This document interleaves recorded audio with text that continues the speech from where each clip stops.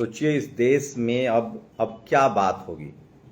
UPSC के chairman ने अब इस्तीफा दे दिया है। 2017 में वो आए थे और उस हिसाब से उनका कार्यकाल जो अभी लंबा था, 29 तक उनका कार्यकाल था। और उसके बाद आप सोचिए कि उनको इस्तीफा देना पड़ा है। उन्होंने इस्तीफा दिया है। वो कह रहे हैं कि निजी कारणों से इस्तीफा दिया है, इसका काम से लेना देना नहीं है। लेकिन सोचिए, हाल के दिनों में पूजा खेडकर के इकोनॉमिक वीकर सेक्शन की सर्टिफिकेट, उसके बाद उनके फर्जी हैंडीकैप्ड के सर्टिफिकेट सामने आए और उसके बाद तांता लगा हुआ है। एक से एक अधिकारियों के सर्टिफिकेट के मामले सामने आ रहे हैं। खासकर खुरपेच यूपीएससी वाले लुटेरे दिल्ली में और मोहन जो है, उन्होंने जिस तरह से कैंपेन चलाया और उसके बाद सब कुछ दूध का दूध और पानी का पानी हो चुका है कि यूपीएससी के एग्जाम में पिछले 5 साल में किस तरह से गड़बड़ी हुई है। ये सबसे बड़ी खबर है और ये अब इन्होंने इस्तीफा दे दिया है। तो लोग कह रहे हैं कि इनके कार्यकाल में जितनी नियुक्तियां हुई हैं उन सब की जांच होनी चाहिए। यही नहीं, दिल्ली यूनिवर्सिटी के एक प्रोफेसर ने कहा है कि दिल्ली यूनिवर्सिटी में 2 कॉलेजों के छोड़ के सारे कॉलेजेस में आरएसएस के लोग बैठाए गए हैं। और सोचिए किस तरह से ओबीसी के प्रोफेसर्स की भर्तियों में, ओबीसी के नौकरियों में नॉट फाउंड सुटेबल कहा जा रहा है। तो इस देश में सबसे ज़्यादा एससी एसटी ओबीसी पदों के चोरी हो रही है, उनके साथ भेदभाव हो रहा है। और अब जब इकोनॉमिक वीकर सेक्शन आया है जो कि सवर्ण समाज के लिए है, जो गरीब सवर्ण होंगे, जो गरीब जनरल कैटेगरी के लोग होंगे, उनके लिए था, उनकी हकमारी हो रही है। अब सोचिए, जब गरीब सवर्णों की सीट की चोरी कर रहे हैं लोग, तो एससी एसटी ओबीसी से कितना नफरत करते होंगे और उनके कितने सीटों की चोरी हुई होगी। तो यूपीएससी के चेयरमैन के इस्तीफे के बाद सवाल हो रहे हैं और लगातार सवाल पूछा जा रहा है। उन्होंने कहा है कि राहुल गांधी ने इससे पहले कहा था कि वो आरएसएस से जुड़े हुए हैं। ये भी खबर बताऊंगा। उसके बाद तमाम बड़ी खबरें होंगी। गुजरात में तो एक स्कूल की बिल्डिंग गिर गई, एक दीवार ही गिर गया, वो भी बताऊंगा। राहुल गांधी पर बड़ा खुलासा है। राहुल गांधी की वजह से बीजेपी 2014 में सत्ता में आई। दरअसल चिराग पासवान ने खुलासा किया है कि वो लोग यूपीए 1 में कांग्रेस के साथ थे। मेरे पिता 3 महीने तक इंतजार करते रहे, लेकिन राहुल गांधी ने मुलाकात नहीं की। सोनिया गांधी से हम लोग कई बार मिले। सोनिया गांधी ने कहा कि राहुल गांधी से मिलिए। राहुल गांधी ने मुलाकात करना नहीं समझा। हम आपको बता दें कि यूपीए 1 में बहुत सारे ओबीसी एससी नेता थे। रामविलास जी थे, उसके बाद लालू प्रसाद यादव थे, बेनी प्रसाद वर्मा थे और अर्जुन सिंह ने ओबीसी रिजर्वेशन को स्कूल कॉलेज में लागू किया था। उसके बाद पूरा बागडोर, कांग्रेस बहुत बढ़िया सीट, 200 के करीब सीट जीत के आई यूपीए 2 में। उसके बाद सत्ता की बागडोर जो है वो ले लिया अपने हाथ में कपिल सिब्बल ने, प्रणब मुखर्जी ने और पी चिदम्बरम ने। और जाति जनगणना नहीं करवाया, जो करवाया उसके आंकड़े नहीं जारी किए और तमाम नीट ले आए, यूपीएससी का कंसेप्ट चेंज कर दिया, सेंट्रल यूनिवर्सिटी में दाखिले का कंसेप्ट चेंज कर दिया, सीयूटी ले आए। और उसके बाद रहा साह कसर, राहुल गांधी ने मायावती के एक्सप्रेसवे के खिलाफ आंदोलन चलाया। उससे भी बड़ा, राहुल गांधी ने एक बिल फाड़ दिया। सुप्रीम कोर्ट ने एक आदेश दिया था कि नहीं भैया, जिस पर भी 2 साल को सजा हो जाएगी उसका सदस्यता गया, विधानसभा या पंचायत कोई भी। सोचिए, एक प्रधानमंत्री चुनाव जीत के आए, एक लोअर कोर्ट का जज उसको फैसला कर दे कि 2 साल की सजा हो गई, आप प्रधानमंत्री पद से इस्तीफा दीजिए और 6 साल चुनाव नहीं लड़ सकते, 5 साल। राहुल गांधी अंग्री यंगमैन बन के प्रेस क्लब में आए पत्रकारों के सामने और वो अध्यादेश फाड़ दिया। जबकि सोचिए, उनकी दादी ने अध्यादेश लाकर राष्ट्रीयकरण किया था। उनके पिता ने मुस्लिम महिलाओं को मेहनताना का अध्यादेश लाया था, जबकि वो भी सुप्रीम कोर्ट का फैसला था। तो राहुल गांधी के बड़े बड़े फैसले ने बीजेपी का रास्ता बनाया। इस बार भी तमाम एससी एसटी ओबीसी के लोग, अनिल जय हिंद हो या रतन लाल जी हो, सूरज मंडल हो, पीडीए के नाम पर अखिलेश यादव ने, सबसे पहले नीतीश कुमार ने एकजुट किया तमाम विपक्षी दलों को। लेकिन अरविंद केजरीवाल और ममता बनर्जी का अपना लाभ नहीं छूटा। ममता बनर्जी ने अकेले चुनाव लड़ा बंगाल में, अरविंद केजरीवाल ने पंजाब में चुनाव लड़ा और सारा लोगों ने, तमाम ये जो विपक्षी दल थे, उन्होंने ठिकरा फोड़ दिया कि BSP supremo Mayawati ji B team है, बीएसपी बी टीम है। जबकि इंडिया गठबंधन को बनाने वाले, इंडिया गठबंधन की कोशिश करने वाले नीतीश कुमार को किस तरह से, तो क्या राहुल गांधी की अपनी महत्वाकांक्षा 2014 से लेकर अब तक हावी है और राहुल गांधी के घमंड और जिद ने बीजेपी को दोबारा सत्ता में ला दिया है। आप कल्पना कीजिए कि अगर नीतीश कुमार इस गठबंधन में होते तो क्या अभी भी बीजेपी की सरकार होती? जाति जनगणना किसने कराया, जिसको राहुल गांधी ने मुद्दा बनाया? जाति जनगणना बिहार ने कराया।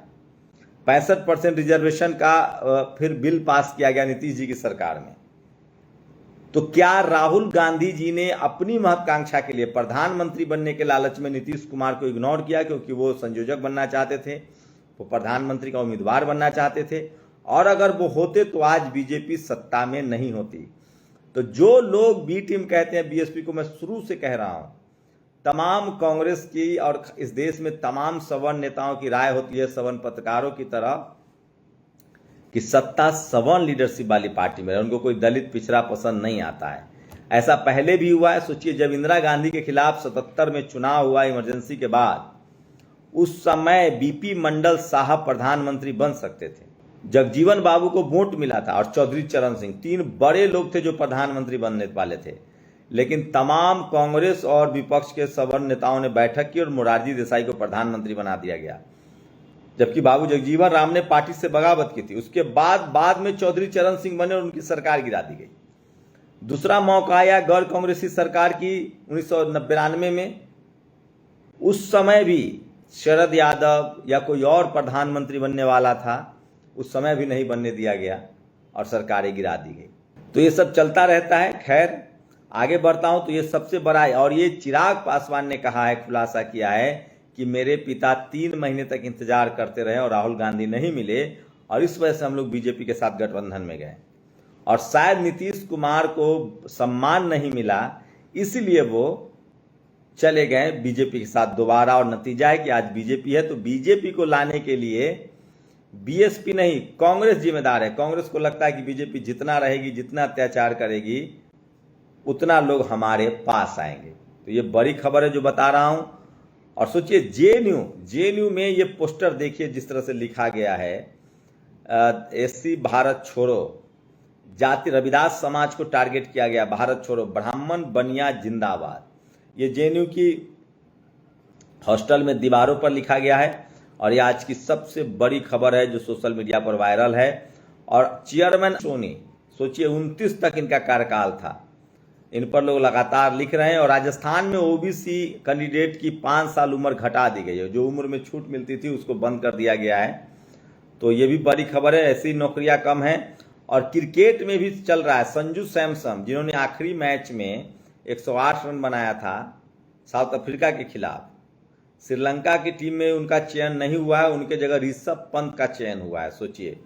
और प्रकाश अंबेडकर ने प्रधानमंत्री को चिट्ठी लिखी है कि प्रमोशन में रिजर्वेशन जो है एससी एसटी का, उसे दोबारा बहाल किया जाए, क्योंकि ये संवैधानिक अधिकार है।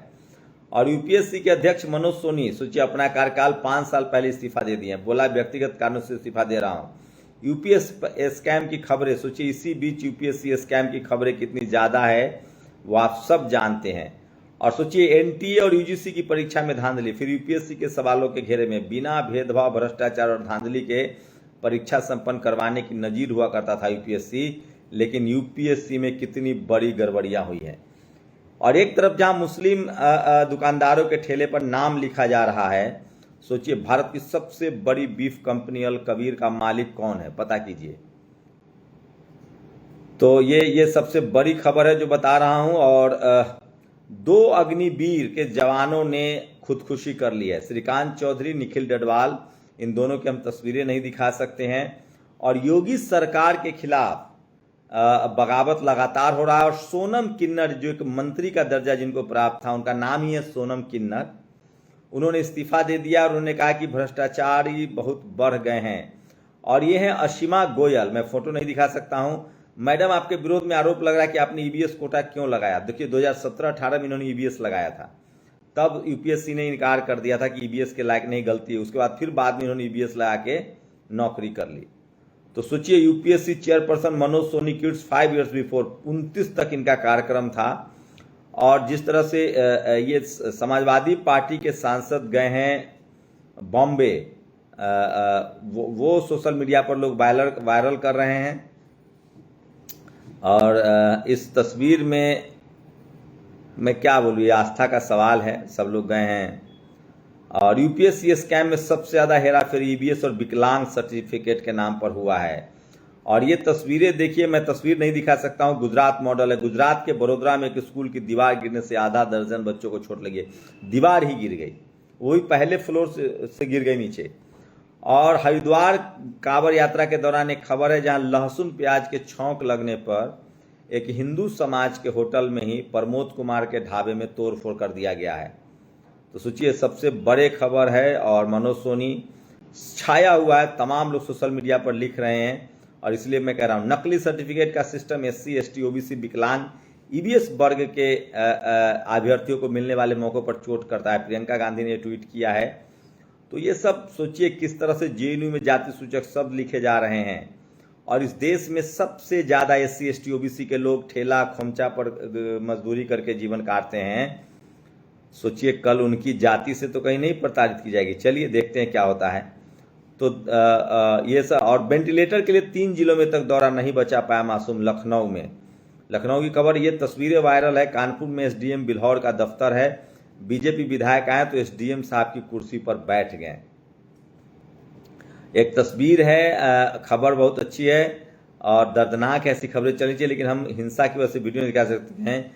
कैसे यूपी में एक पुलिस वाले ने एक बैटरी रिक्शा चालक को मारा जबकि खुद उन्होंने हेलमेट नहीं लगा रखा था। और ट्रेन में खराब खाने की शिकायत करने पर सोचिए किस तरह से वीडियो बनाने वाले शख्स को धक्का दिया गया। ये भी सोशल मीडिया पर वायरल खबर है और इसलिए मैं कह रहा हूँ कि सोशल मीडिया ही सच्चा मीडिया है।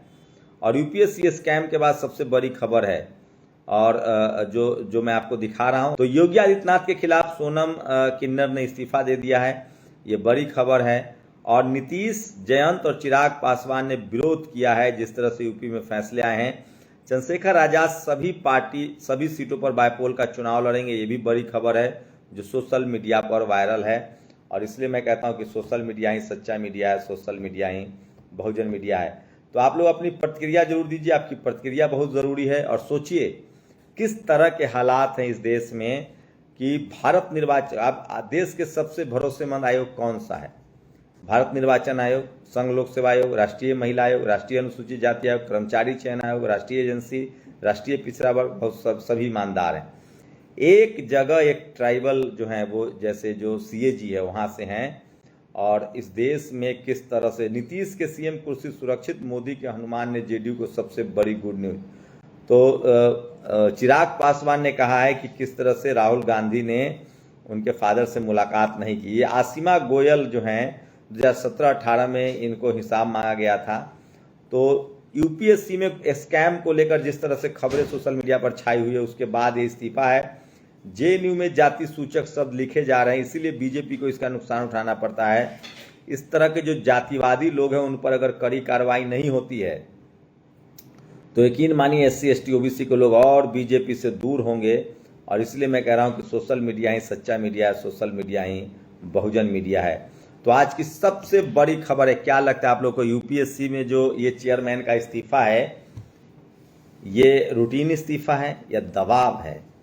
सोचिए, सबसे ज्यादा इकोनॉमिक वीकर सेक्शन के नाम पर नियुक्तियां हुई है, फर्जीवाड़ा सामने आ रहे हैं। उसके बाद विकलांग सर्टिफिकेट, पूजा जो खेडकर है उनके जो रद्द हुआ है विकलांग सर्टिफिकेट पर। कई सारे अधिकारियों के खिलाफ आरोप लगे हैं सोशल मीडिया पर, उन्होंने अपना अकाउंट ब्लॉक कर लिया और लोग इस पर सवाल पूछ रहे हैं। लोग कह रहे हैं कि इनके कार्यकाल की जांच होनी चाहिए। तो सोचिए, इस देश में आज भी सबसे ज़्यादा एससी, एसटी, ओबीसी के सीटों की चोरी हो रही है, जो संवैधानिक सीट है, अधिकार है। उसके बाद जब से इकोनॉमिक वीकर सेक्शन आया है तो सोचिए सवर्ण समाज के, गरीब सवर्ण समाज के सीटों की चोरी हो रही है। तो जो लोग अपने ही समाज के गरीब लोगों की सीटें चोरी कर रहे हैं, क्या उन लोगों ने एससी, एसटी, ओबीसी की सीटें चोरी नहीं की होंगी? और ऐसे ही चोरों को, चाहे वो एससी, एसटी, ओबीसी की सीट चोरी करे या गरीब सवर्ण समाज की सीटें चोरी करें, ऐसे चोरों को ही मैं जातिवादी और मनुवादी कहता हूं। आप लोग अपनी प्रतिक्रिया जरूर दीजिए। शुक्रिया। नेशनल दस्तक की आपसे गुजारिश है कि अगर इसको बचाना चाहते हैं तो नेशनल दस्तक को सब्सक्राइब करने के लिए रेड कलर के सब्सक्राइब बटन को दबाएं, फिर बेल आइकन की घंटी दबाएं। नेशनल दस्तक को बचाने के लिए बहुत जरूरी है कि हर खबर को शेयर करें, लाइक करें, कमेंट जरूर करें।